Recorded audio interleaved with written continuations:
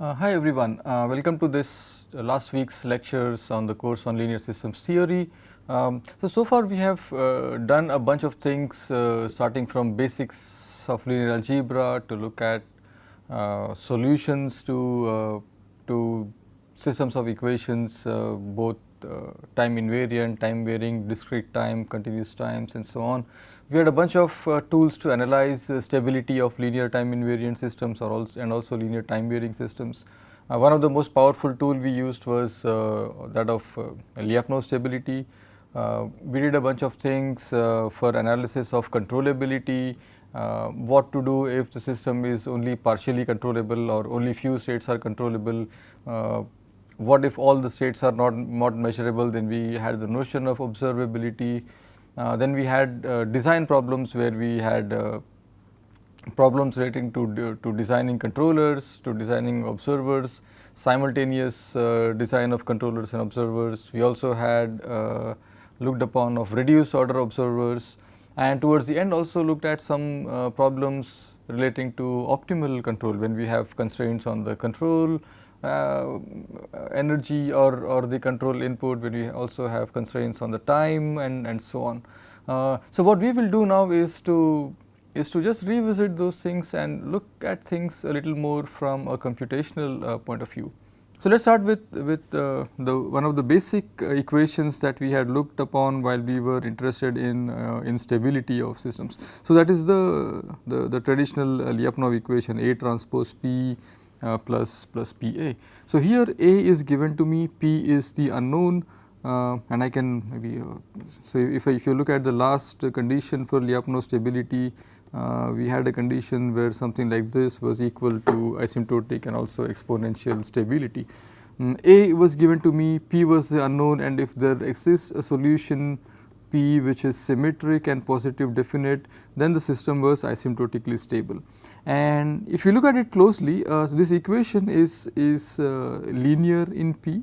So we are solving for the matrix P or the elements of the matrix P, okay, and there is an inequality, and that somehow motivates the name linear matrix inequality. Okay. So in general I can write that so I am solving for this equation for P. In general my P could be of the form A transpose P plus PA, again some B's and C's of this form and some Q, where my objective is to find a P such that this entire expression f of P is less than 0. Okay. Similarly, I have the discrete time Lyapunov matrix or the Lyapunov matrix inequality. This was also a linear matrix inequality. You can check that this is also like this. So this inequality A transpose P A minus A being less than 0 was also linear in P.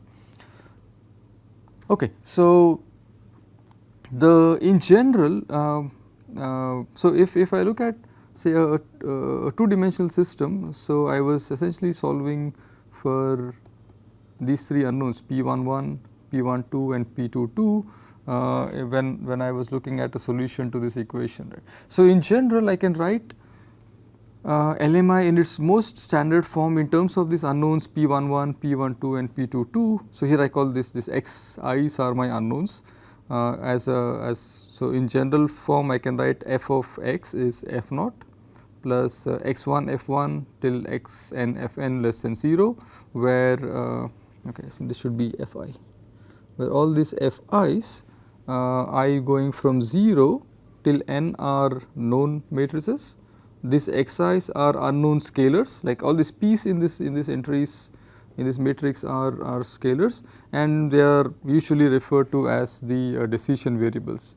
And there is a little result which I will not prove in general, but I will give you a little example of that any general LMI can be converted. So an LMI of this form here can be converted into an LMI in the standard form.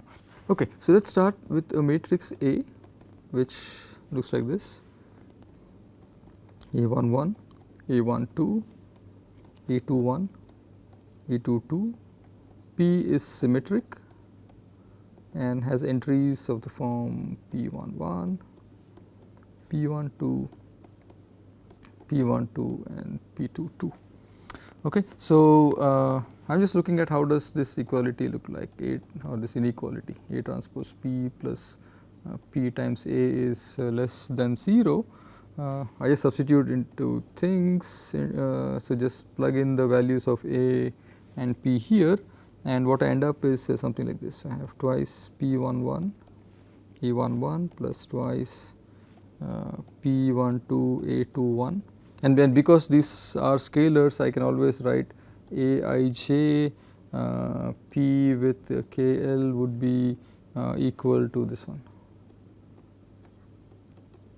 Okay. So, and therefore, we will have these 2's here. The second entry here would be P12 A11 plus A12 plus P22 A21 plus P11 A12, then you have P12 A11 plus A22 plus P22 A21 plus P11 A12, this is twice P12 A12 is less than 0, can also be equivalently written in this form. So, I have P11 here, I have twice A11 A12 A12 0 plus P12, I have twice A21 A22 plus A11 A22 plus A11 here, twice A12 plus plus P22 with 0 A21 twice A22 is less than 0. Okay. So, this I converted this LMI into what I call as a standard form of the in this unknown list x1 f1 x2 f2 and x3 f3. So, this is x1 f1 x2 f2 x3 f3, and then the f naught is 0. Okay. So, I will not do a general proof, but the general proof will follow some similar arguments. So, I am just keeping things a little simple for the moment. Okay. So, okay, what does it mean geometrically, right, when I write down an inequality of this form, and okay, what am I actually searching for? Okay. So, let us do a little example and say I have an LMI of this form A naught plus A1 x1 with A naught of this form A1 and A2, and searching for for A x being less than or less than 0 would be equal to these two conditions. First, 1 minus x1 minus x2 being less than 0, and second I am looking at the determinant, right. So, I just compute the determinant and it will be something like this. Okay. So, I am just looking at now the x1 and x2 which satisfies this relation plus this relation, which can together be written as a relation of this form. So, if I plot these two regions individually, this could be so this double shaded region here would give me the feasible set of all points x1 and x2 that satisfy this inequality of Ax being less than 0. Okay. So, okay, this is easy to plot and check, and therefore, okay, so I will not spend much time on the solutions of this. I will just leave this to you because they are fairly okay looking equations here. So, but what we will what the aim of this is to show that just to give an illustration of what I am actually looking for. So, I am just looking for solutions of this which just look as this as a region given by this one. Okay. So, what if things are not LMIs? What is not an LMI? Right. So, I know I gave you a general form of LMI, but what is not an LMI? So, we will start with the standard LTI system with a control input, where the objective is to design a feedback control law u equal to kx. Okay, I am just doing a little abuse of notation here. where traditionally we would use u equal to minus kx, but okay, just for some ease of notation, I am just using u equal to plus kx, but nothing really changes in this, right. So, not that what I taught you earlier was different than now. I am just omitting that minus for some convenience of notation here. Okay, so my objective here is to design a feedback control law such that the closed loop system given by x dot equal to a plus bx, a plus bk times x is asymptotically stable. Okay, what does Lyapunov theory tell me? That this problem has a solution if and only if there exists a positive definite p and of course a k such that this entire expression or this inequality holds, that a plus bk transpose p plus p times a plus bk is less than 0. Okay, so if you see that, okay, I have two unknowns here, p and k. So this is not an LMI because I have two unknowns here and they are not linear in p and k. Okay, so there is this cross term here. Okay, so what do I do with equations like this? Okay, first step that I will do is, okay, let me just introduce another variable kx as p inverse, and just substituting here and doing some manipulations, I get an expression like this. Okay, this is also not an LMI. Okay, so what do we do under in situations like this? Okay, so I can expand that this inequality to write as the following: ax xa transpose bkx xk transpose b transpose. So the unknowns again are my x and the unknown is k, and because of this cross terms the linearity is lost. Okay, I can do a little trick here, right. So I just do a little change of variables and I introduce a new unknown x simply as k times x. Okay, so once I do this, this k times x becomes n, this becomes n transpose, and I have a solution. So what I have to solve for now, I have to find an x which is greater than 0. Okay, because p is greater than 0, p inverse will also be greater than 0, and therefore x will also be greater than 0. So is that ax plus xa transpose bn n transpose b transpose is less than 0. Now so this is an LMI now, right. So this is linear in x and n. So if I find x from this, if I find n for this, to me to find k is easy, right, from this. So k will simply be okay, so k will simply be, okay, there is a little typo here, since n equal to k times x, k will simply be n x inverse. Okay, so that is a nice trick here, right. We just introduce a new variable n as k times x, I solve for n, I solve for x, and I can easily realize what my k is. Okay, so now let us see what happens in the discrete time case. So if I go to the discrete time case, I have a system that xk plus 1 is axk plus buk, where the objective again is to design a control law uk is k times xk, such that the closed loop system is asymptotically stable. Again, I just drop the minus here for some obvious reasons, again without loss of any generality.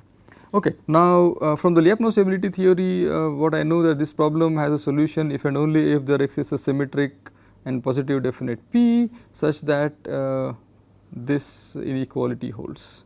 And again, this is not again an LMI because I have this cross terms here. Okay, so not only that, if I just, and this should be easy to verify, that if I just do a change of variables, that trick may not work here directly. So I may have to look at some other tools that will help me solve problems of this kind. Okay, so let us take a little break from LMIs. Let us go back to matrix theory and see if there are some tools that matrix theory teaches us in such that we can arrive at solutions to this, or at least formulate them as LMIs. Okay, so one of the very powerful result in matrix theory is the Schur complement. So let us say I start with a matrix A and I partition it in this way: A11, A12, A21, A22, and when assume that A11 is non-singular, then A22 minus A21, A11 times A11 inverse time A22. So this entire expression is called the Schur complement of A11 in A, denoted by this short notation. Similarly, when A22 is non-singular, then A11 minus A12, A22 inverse, okay, so A21 is called the Schur complement of A22 in A and is denoted in a compact way as the Schur of A22. Okay, so what does this this do to us? Okay, so some results before we do this, or some definitions before we go further. Two matrices. Okay, I am not really dealing with square matrices. So A and B are called equivalent if I can write B as some Q inverse AP for some invertible matrices P and Q of appropriate dimensions. Slightly different than what I do in the similarity transformations, because there the underlying assumption is that the matrix is a square matrix. So P inverse AP will give me an A bar and so on. Here it's a little more general way of looking at things. Okay, so this is good. Okay, so what happens in this case? So when A11 is non-singular, then the matrix A is equivalent to the following matrix. Okay, and this implies that A is non-singular if and only if the Schur of A11 is non-singular and the determinant of A is just a determinant of this guy plus a determinant of this guy. Okay, so I have A, I say that this A is in a way equivalent to this matrix. Okay, so I have A 1 1 0 0 A 2 2 minus A 2 1 A 1 1 inverse A 1 2. This is also called as the Schur of A 1 1. Okay. And what the result says is that A being non-singular, that is equivalent to saying, so this is possible if and only if the Schur of A11 is non-singular.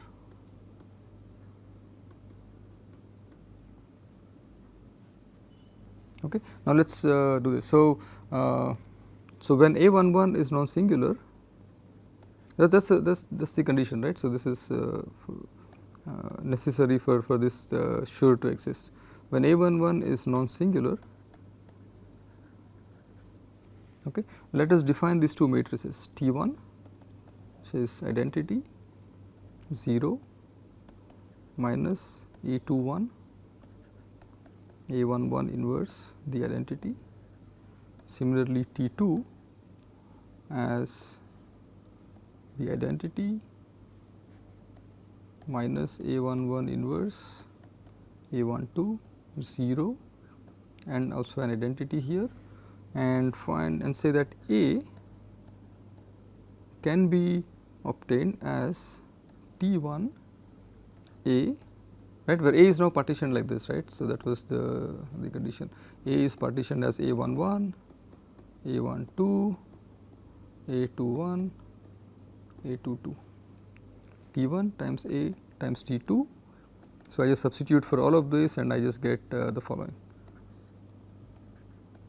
A11 0. I'll skip the steps. A22 minus A21 A11 inverse A12. Okay, this is the Schur of A11. Okay. So what does the result say, or what does the theorem statement say? That A is non-singular if and only if the Schur of A11 is non-singular, and additionally determinant of A is just given by the determinant of A11 times the determinant of the Schur of A11.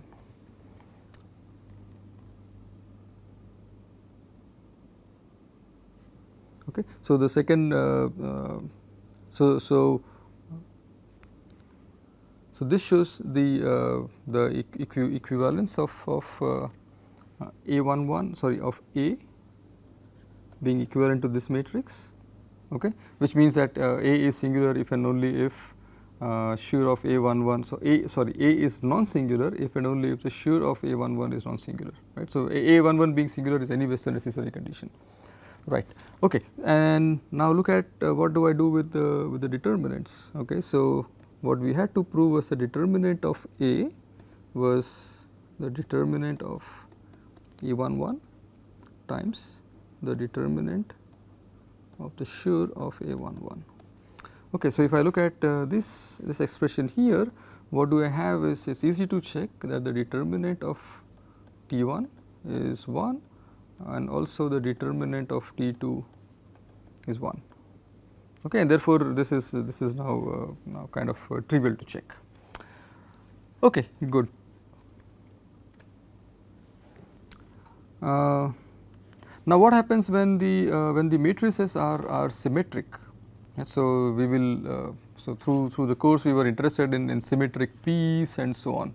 Okay, so what happens when the matrices are symmetric? So, let me say that the matrix is partitioned in the following way, that I have A11, A12, A12 transpose and A22 here, which is that A is A transpose. Okay. Then the result says that if A is less than 0, this implies that A11 is less than 0 and the Schur of A11 is less than 0. And similarly, A22, and this also implies that A22 is less than 0 and the Schur of A22 is less than 0. Okay. I can write exactly the same results by replacing this with this and so on. Okay. And similarly here. Okay. So, I think the proof should be kind of easy, because when the matrix A is symmetric, then the previous transformations are such that T1 transpose is T2. Okay. And once we establish this, then the results are like easy to check. Okay. And in general, now this is also a straightforward consequence, is the following, that okay, I will skip the proofs, but it's easy or it's important to know these results, that if A is has blocks which are of this way, so A11, A12, A12 transpose, A1R transpose and so on, such that again A is A transpose, then A less than 0 implies that each of these entries are 0, A11, A22 all the way till A are less than 0. Okay. So, I will do maybe a very short proof of this and skip the longer one. So, let us take a simple case of R being equal to 2. Okay. So, well, then A less than 0, it is obvious to say that A11 is less than 0, which also means that A11 inverse is less than 0 and A12 transpose, A11 inverse, A12 less than 0.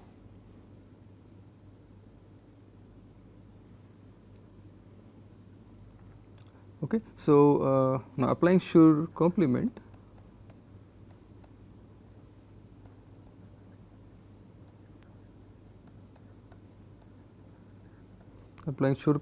lemma, which was essentially this one, right, what we had here, where A less than 0 implied A11 less than 0 and the Schur of A11 less than 0, similarly A22 less than 0 and this. Okay. So, the Schur of A11, which is A22 minus A12 transpose, A11 inverse, A12 less than 0. This implies that A22 is less than A12 transpose, A11 inverse, A12. Okay. And what do I know from the Schur complement lemma or all this? So, I just have this one. So, from this condition I just also have that A22 is less than 0, right. So, these two are true, A11 less than 0 and A22 less than 0, right. So, A less than 0 implies these two conditions. Okay. For R it's okay, maybe there will be a couple of more steps to, for R greater than 2 there will be a couple of more steps, but I will just skip those things, but this is good for a little understanding of what the result actually is trying to say. Okay, right. So, what do we do this with this Schur complement? Okay. So, start with again the discrete time system, xk1 xk plus 1 is a xk plus b uk. the system with u equal to 0 is should stable if and only if there exists again p equal to p transpose greater than 0 such that any one of the following LMIs hold, right. So, p is greater than 0, A transpose p plus p a, okay, this should be less than 0, and okay, and these two inequalities. Okay. So, this is again a very straightforward consequence of applying Schur complement, and then I will skip these steps, but we will go to the more interesting ones. Where what about the case of discrete time stabilization problems, where we said I cannot use a change of variables. I can also it was not an LMI. In the continuous time case, we could use a change of variables to arrive at a nice looking LMI which was solvable, whereas in the discrete time case that was not possible. So, what happens to the case of discrete time systems here? Okay. So, so this is not an LMI, okay, and let us say what does the Schur complement does to me, do to me. Okay. So, first is applying the Schur complement to the discrete time Lyapunov equation. We first arrive at this expression. Okay. And then okay, this is still non-linear because I have a P inverse. Okay. Now, next what I do is, okay, I add, I multiply to the left and right by this matrix P inverse times I, and set Q as P inverse. I obtain something like this. I have Q's here, I have QA transpose, and some, okay, this Q is also, Q and K both are unknown, so I have some cross terms here.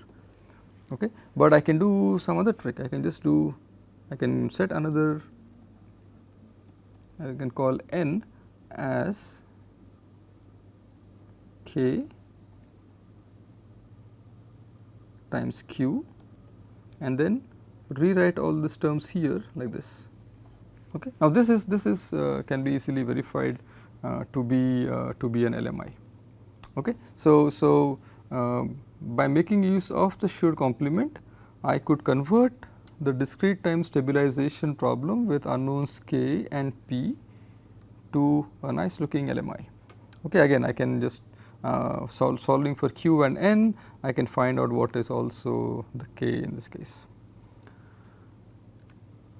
Okay. So, one more example, it is not necessarily for stabilization problems. We could also have well, some complex looking LMIs which can be simplified via Schur complement. So, if I give you this thing to solve, okay, so I have this one, right. So, 1 0 x 1 0 1 x 2 x 2 x 2 1, and I have to solve this for being greater than 0.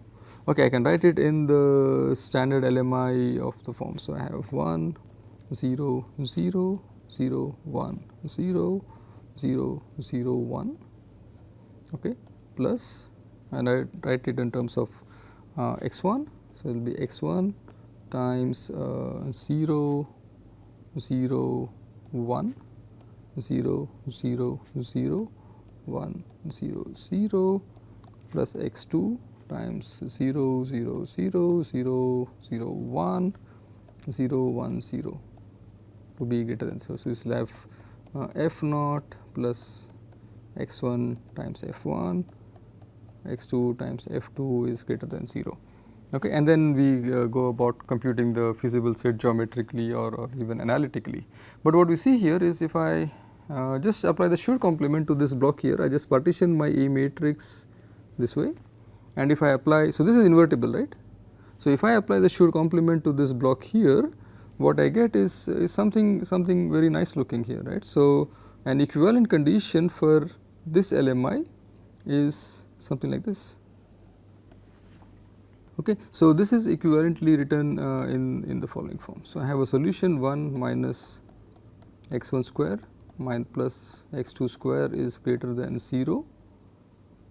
It should be a greater than 0 here. Okay. And therefore, we have a condition that x 1 square plus x 2 square is less than 1. Okay. And then if I just plot that region, I just get that the feasible region of this LMI is all this circle of all the points within within the unit circle in the x 1, and x2 plane. Okay, so that brings us to the conclusion of part 1 of this lecture, where we had introduced LMIs or the Lyapunov solution problem as some LMI formulation, including the stabilization of continuous and discrete time systems. We saw how via shear complements we can translate difficult looking LMIs or even nonlinear matrix inequalities into LMIs. So, next time we will just I will just teach you some MATLAB tools to solve these LMIs, and in general some examples of formulation of LMIs of systems that we are more likely to encounter in real life. So, that is coming up in the next 2 lectures. Thanks for listening.